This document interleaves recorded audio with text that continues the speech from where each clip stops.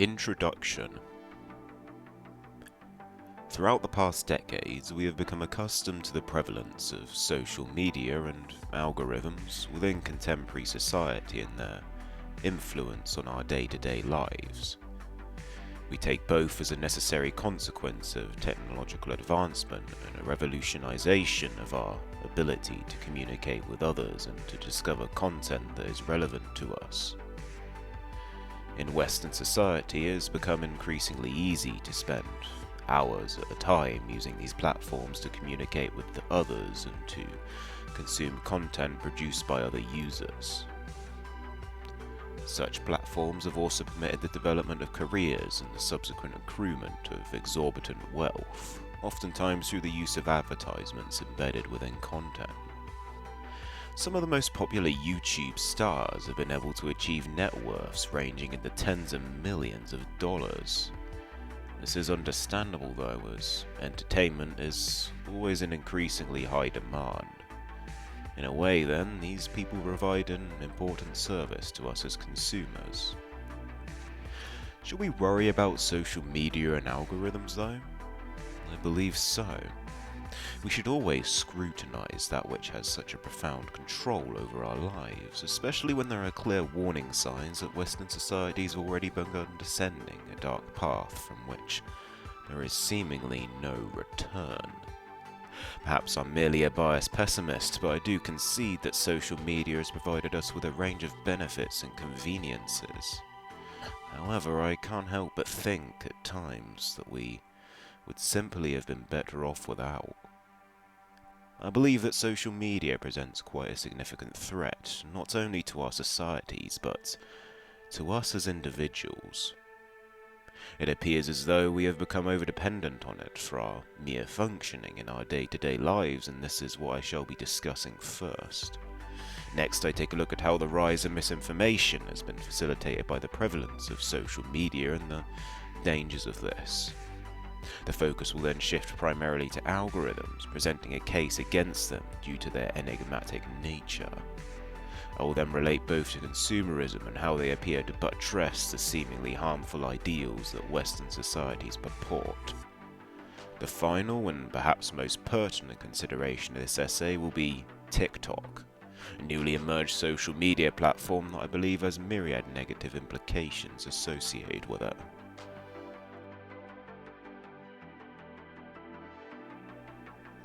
A substitute source of gratification.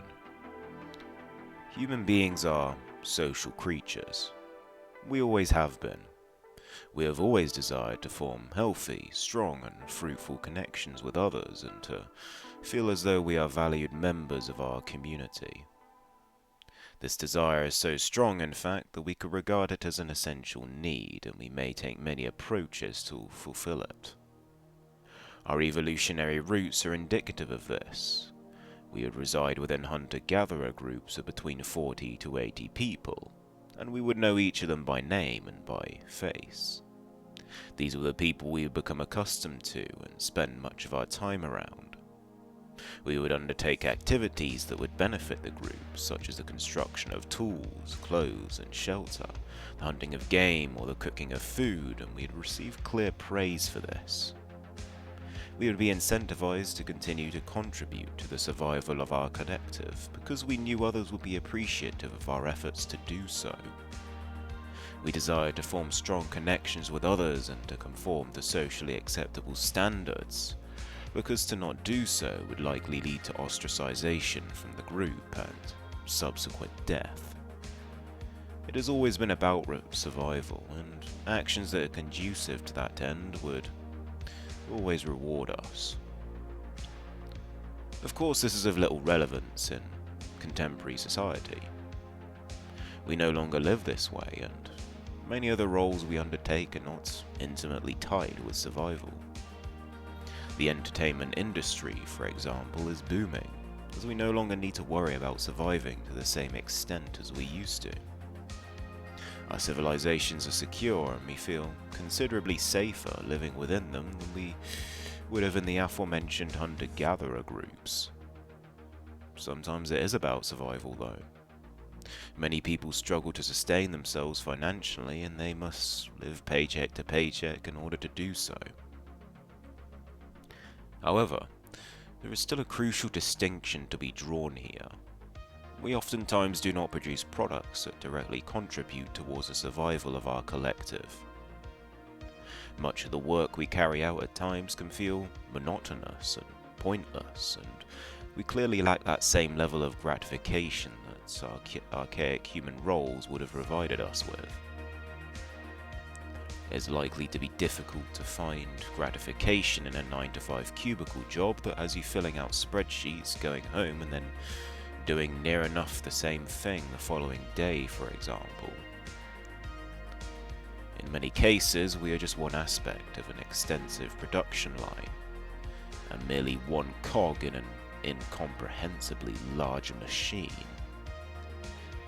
In the prior case, however, we were oftentimes responsible for an entire process. We felt valuable as we felt as though we were making significant contributions. So why is this even of a relevance in a discussion regarding social media and algorithms? It is because we must now take to other sources to receive that same gratification. We've been provided with remarkably little time to evolve since those archaic humans, and it could be argued that our intelligence and propensity towards technological advancement has far outpaced our evolutionary roots.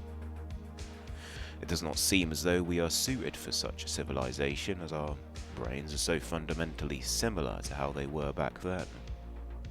We have advanced too quickly for our own good. This is where we factor social media into this consideration. We still strive to attain that gratification and fulfillment that our evolutionary roots predispose us towards, and we see social media as a substitute for this. Instead of performing useful functions that contribute towards the survival of our collective, we seek validation through an online presence and through our influence on others. As our likes and followers tick up, so does our fulfillment. We want to be seen and to be recognized for our efforts. We want to compete against others and to receive praise. Social media is, by all means, the easiest way to do this currently. It allows us to construct an ideal representation of ourselves and potentially to depict a seemingly perfect life on the internet that is seen by many and adored by many.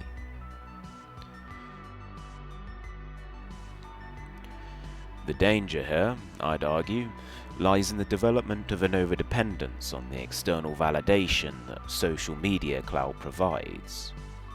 Such an environment permits us to constantly compare ourselves and our lives against others to see how we weigh up, and incentivizes us to strive to be better than them. I believe the attitude this instills within us is quite a detrimental one. Our desire to compete with and to be better than others, when left unsatisfied, can be quite mentally taxing for some individuals.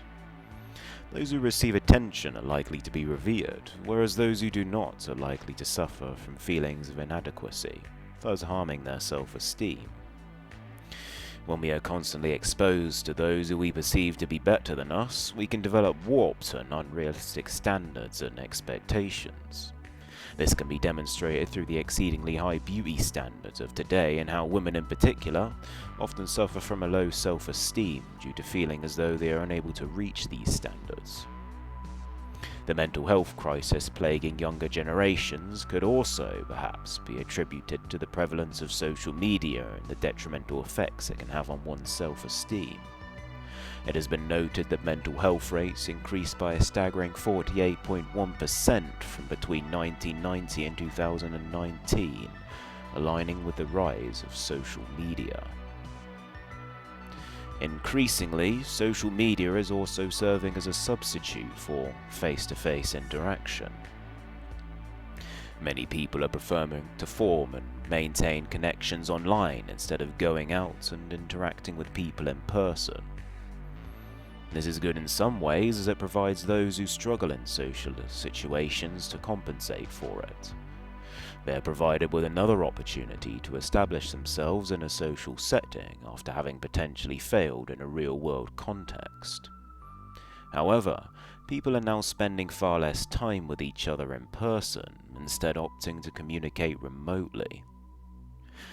This has created a gap between us as individuals, and intimacy has been reduced as a result.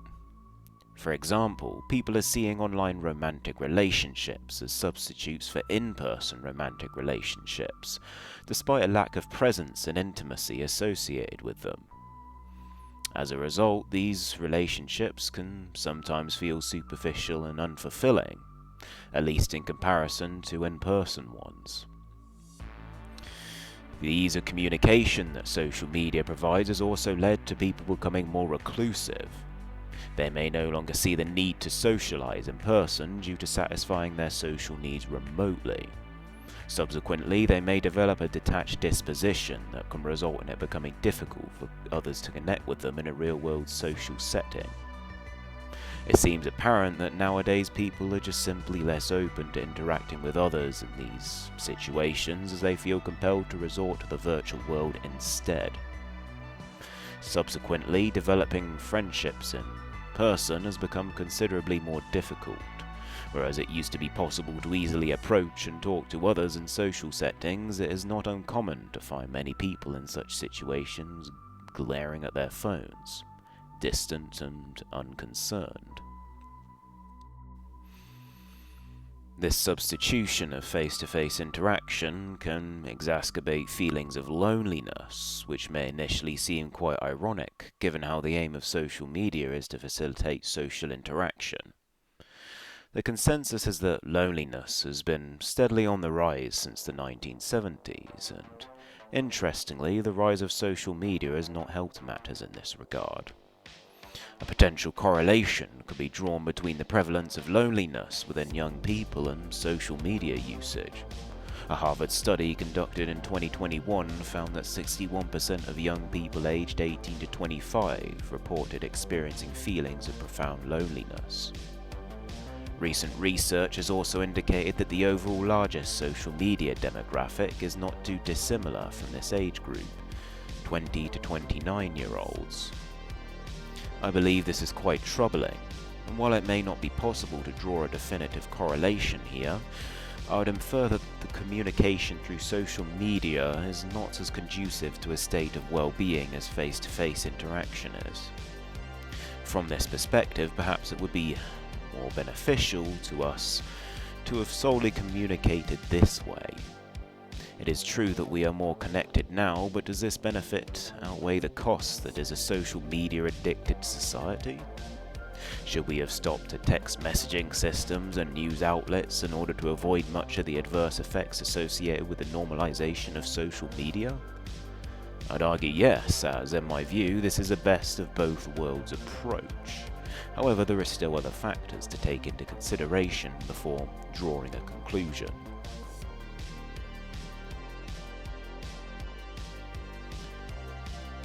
The dangers of misinformation. The influence of social media extends far beyond the social aspect. It is now significantly easier for us to access a wealth of information pertaining to a range of different subjects from a range of different sources.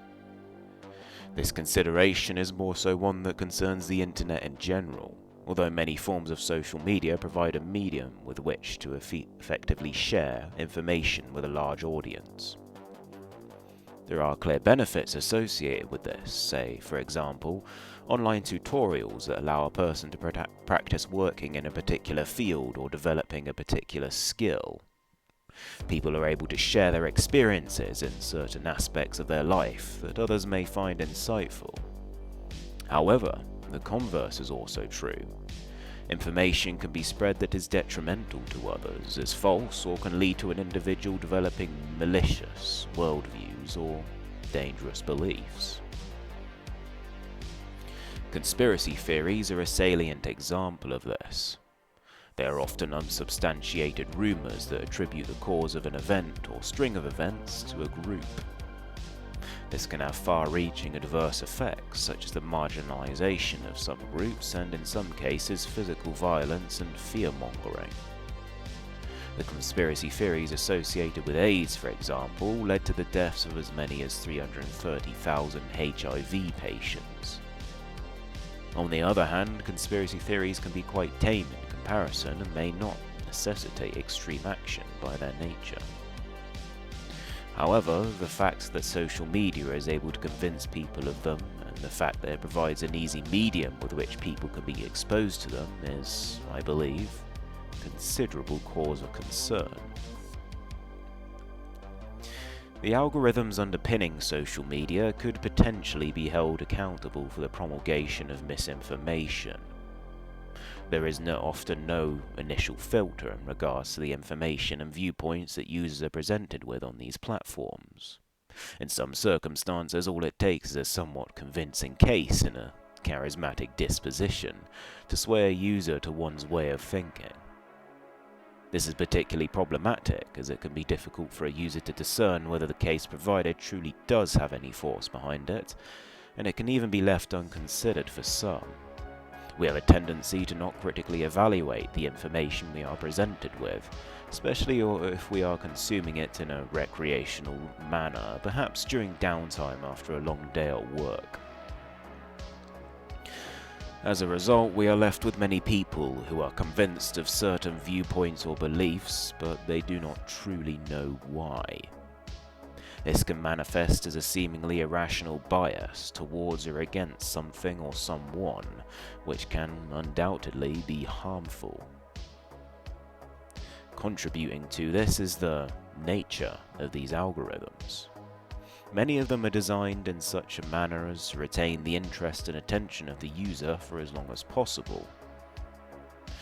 The most effective way of doing this, and indeed the method that is often most employed, is to tailor the content provided to the user of a social media platform to their interest. If a user is convinced of and expresses interest in a particular viewpoint, then the algorithm will continue to display content that reinforces these views. As a result, they find themselves in a sort of bubble or echo chamber, whereby they are constantly told that their way of thinking is the correct one, thus disincentivizing reflection and critical evaluation. If they are not provided with the other side of the argument through opposing viewpoints, then this may lead them towards dogma and an irrational prioritization of their own viewpoints. Unfortunately, these are issues that are not easily addressed. It'd likely be difficult for an algorithm to discern whether the information it is presenting a user with could be regarded as misinformation. Implementing a filter would seem infeasible, as it would likely require the judgment of experts in particular fields to definitively say whether there is truth to the information. Even were an algorithm to be able to do this, who's to say it will be accurate? There are myriad variables that must be taken into account. Information may be veracious in some ways, but not in others, for example. Devising such a system will be quite the convoluted process. While it may be theoretically possible to avoid presenting users with biased viewpoints and information, it is likely to be infeasible from a business perspective. Users will feel more compelled to use a social media platform if they are told what they want to hear. This echo chamber effect is conducive to higher user retention and, subsequently, higher financial gain for the business in question, and so there is simply little incentive there to change it. They know what our preferences are, and so catering to them is likely always going to be the most effective way to hook us on their platform. Due to the presence of these fundamental and potentially insurmountable issues, it seems apparent that social media can negatively influence users in regards to the viewpoints they hold. While it is possible to greatly benefit from the information that social media provides, it is often quite difficult to discern whether said information is even veracious, which is quite dangerous. Information originating from authority sources is considerably more likely to be veracious, but the vast majority of the information promulgated on social media is not done so by authority sources, and so I'd argue that this issue is quite pervasive.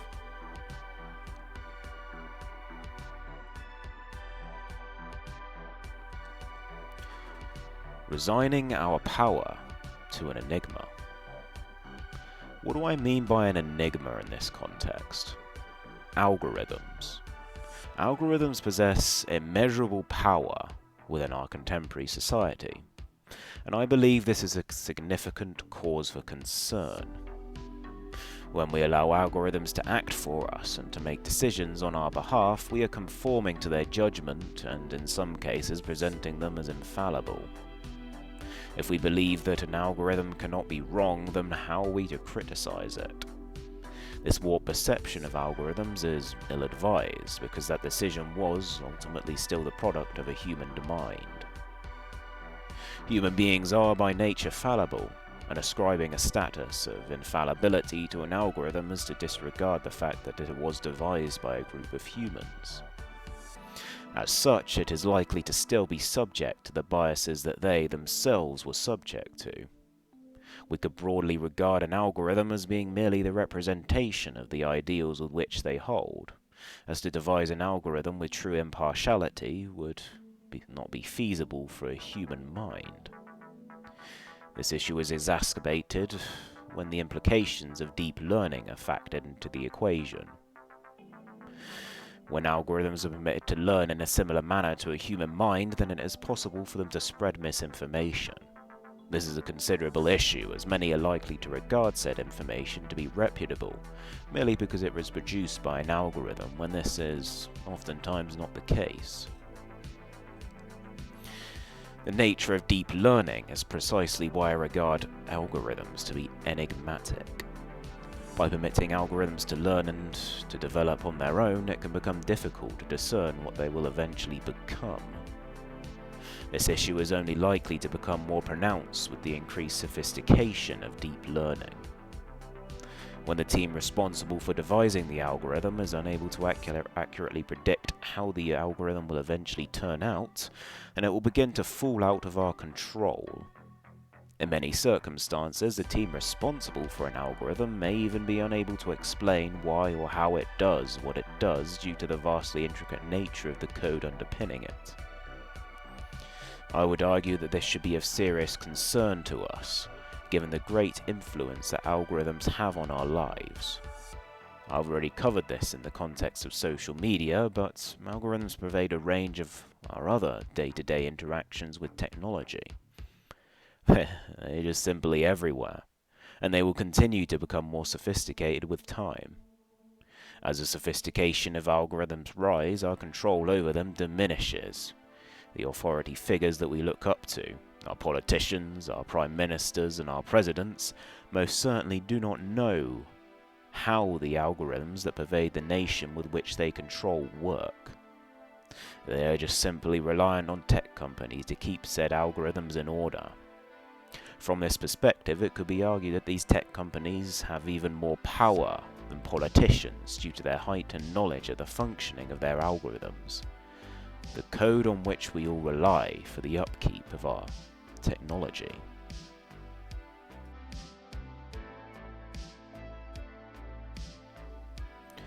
Fueling consumerism.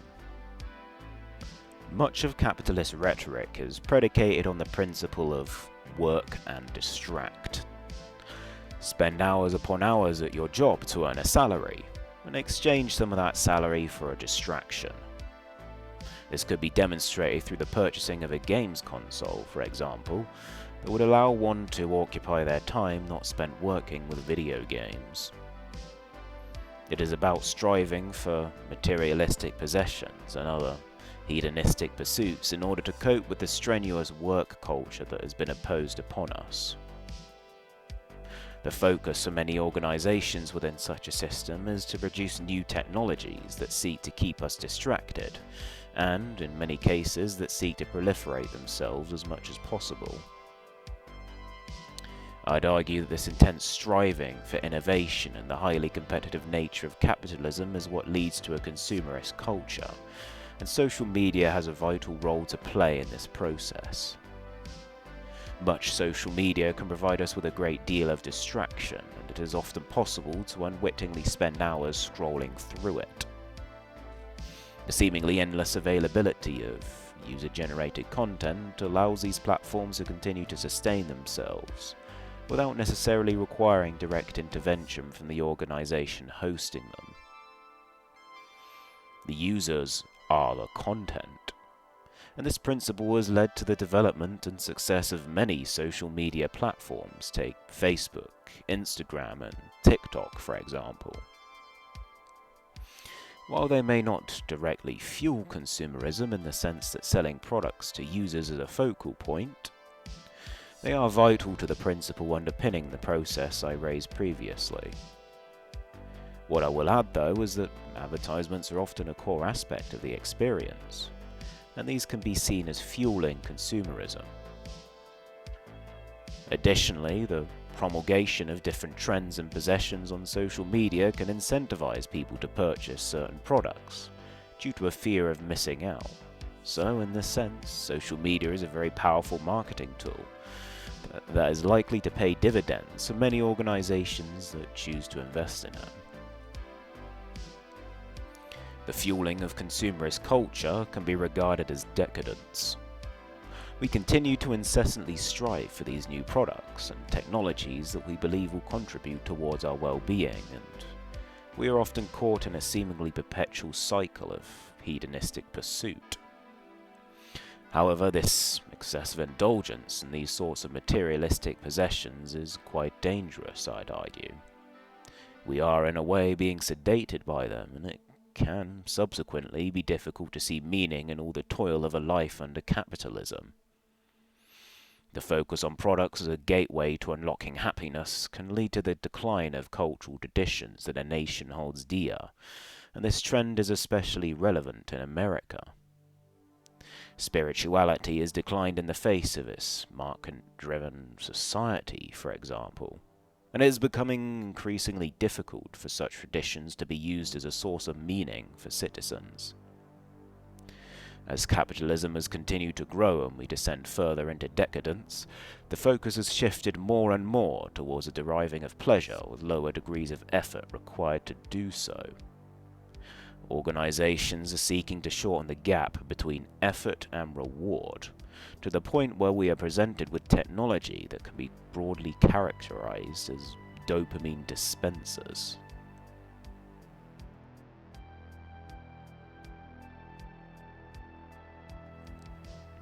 TikTok, accelerating decadence.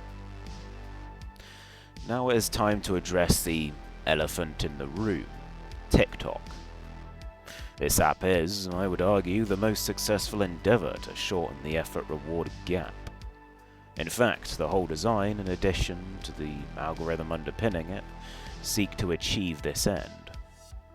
The interface is intuitive and easy to navigate, and the algorithm seeks, as far as possible, to tailor the content presented to the interests of the user. This process is carried out remarkably quickly. Users merely start scrolling and watching videos that catch their interest, and the time spent watching certain types of content is logged. While scrolling, the videos that users have expressed interest in are used to construct a personality profile in order to present them with content that is relevant to them. Their interests can be taken into account in real time to generate the next video in their feed, meaning that a new video that they may find interesting is presented to them immediately after having watched or scrolled past the video prior. Through the short-form content that TikTok provides, users are able to digest content quickly and avoid the boredom that may accompany long-form content. They are provided with instant results, and they can then move on to the next video that will interest them, whereby a similar process will occur.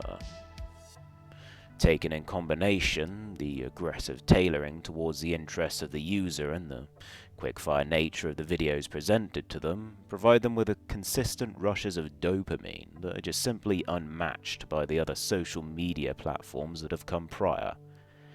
TikTok is the prototypical dopamine dispenser. This is not good. despite potentially being interpreted as such initially. One reason for this is the detrimental effects associated with the consumption of the form of content TikTok provides. Short-form content has been demonstrated in numerous studies to reduce attention span as we learn to expect to receive instant results. Conceptualize this as a short effort-reward gap. Short-form content requires minimal memory and attention span to consume, thus leading to a degradation of these mental faculties due to a neglect in their usage.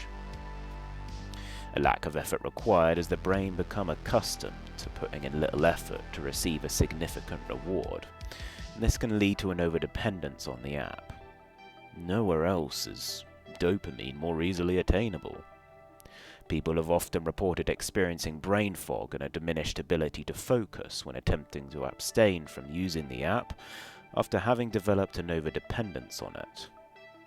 The mental degradation associated with the use of TikTok has come to be termed TikTok brain, demonstrating how profound an impact it appears to have on our mental faculties and our ability to function in our day-to-day lives.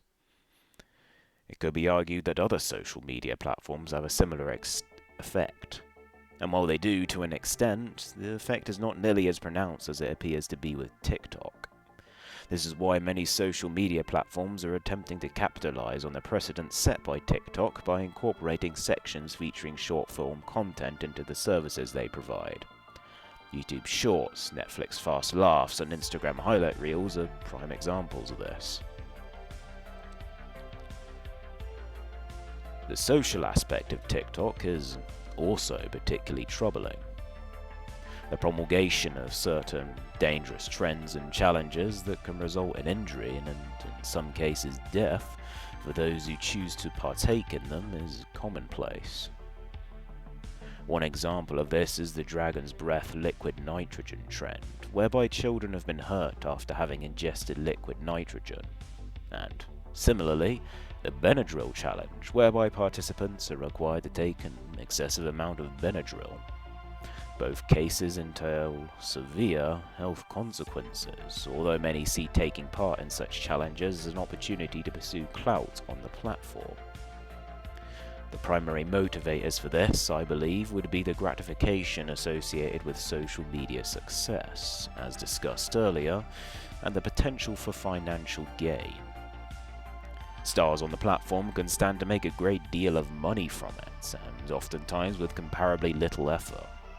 Luck is a considerable contributor towards one's success, and in some ways becoming a TikTok star could be likened to winning the lottery. This I personally do not agree with, as I believe it undermines the efforts of others who are putting in considerable effort in order to bring in a decent income. The short effort-reward gap is reflected in this aspect of the app as well, not only in the content it provides to users. It is possible for any TikTok to become popular, and filming one often takes a mere 30 seconds with the possibility of a sizable reward associated with it. Earlier, I argued that the high beauty standards set by social media may lead to people, and women in particular, developing low self-esteem due to feeling as though they are unable to reach them.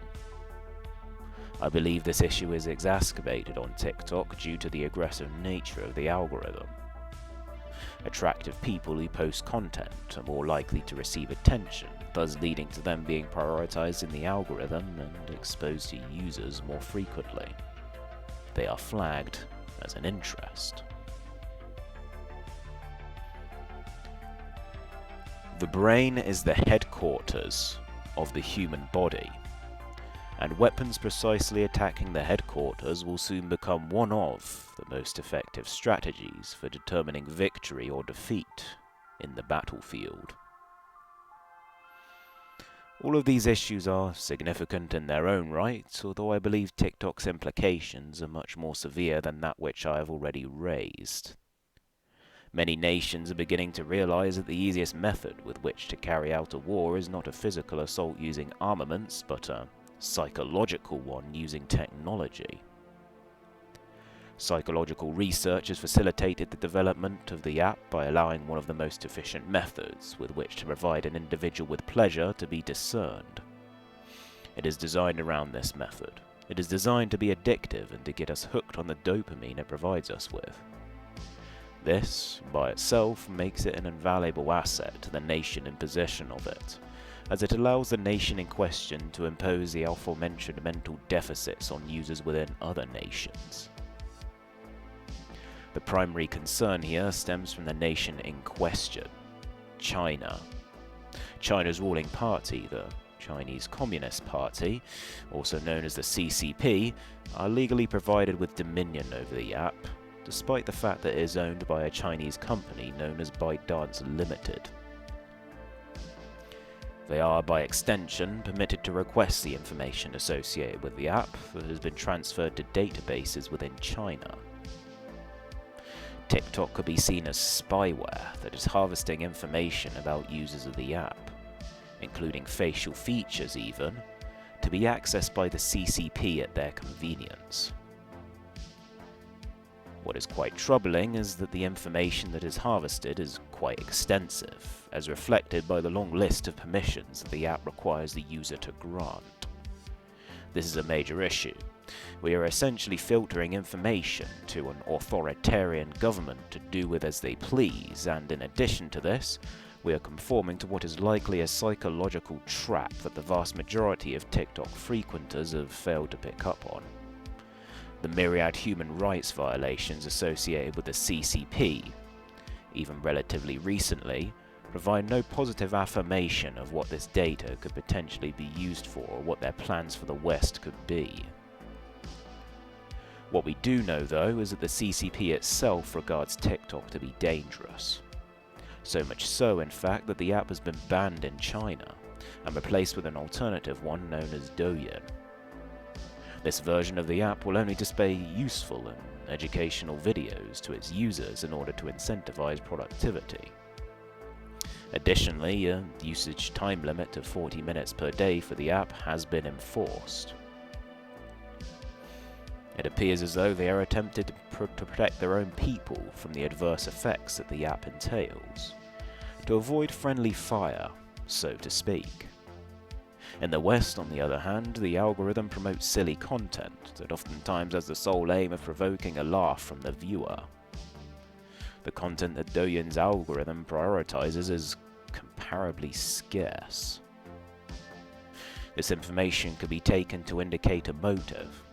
Their motive being that the CCP is harnessing TikTok as a pleasure weapon to cripple the West unfettered. Perhaps it could be argued that they need not even involve themselves to a great extent and can continue to merely observe as we all become inexorably attached to the world's most effective dopamine dispenser. Such a system contributes greatly to the acceleration of decadence and thus towards a decline of a civilization. In this way, it could be seen as the collective suicide of a civilization. Does the CCP even really need to do anything more?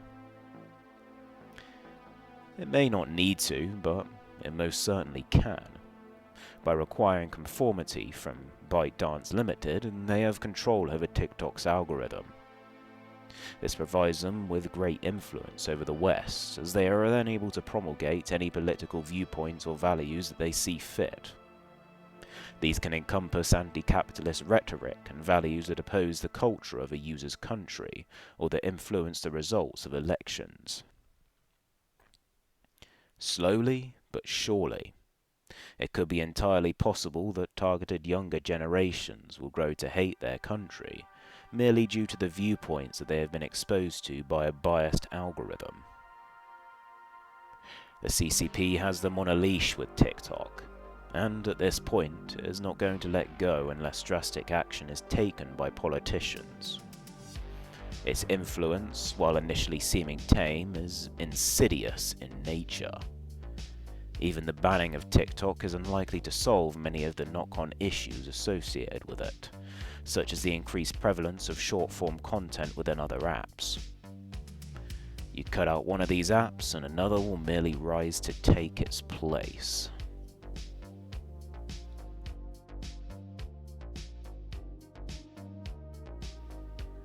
Conclusion. While social media has undoubtedly benefited our society in a number of ways, such as through the increased ease of communication, the myriad deficits associated with it, which I have outlined in this video, must be taken into consideration. As evidenced by TikTok, these deficits are becoming increasingly more pronounced as time goes on and we continue to indulge in consumerist culture. Perhaps we never needed social media. Perhaps we should be content with simplicity, with the standard form of communication, face-to-face interaction, as this is what we have grown accustomed to throughout millennia.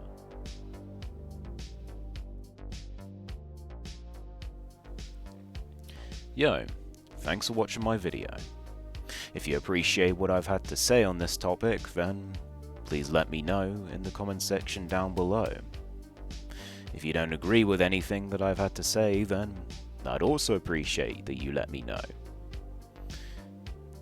If you enjoy my content, then please subscribe to my channel, leave a like on the video, and have a wonderful day.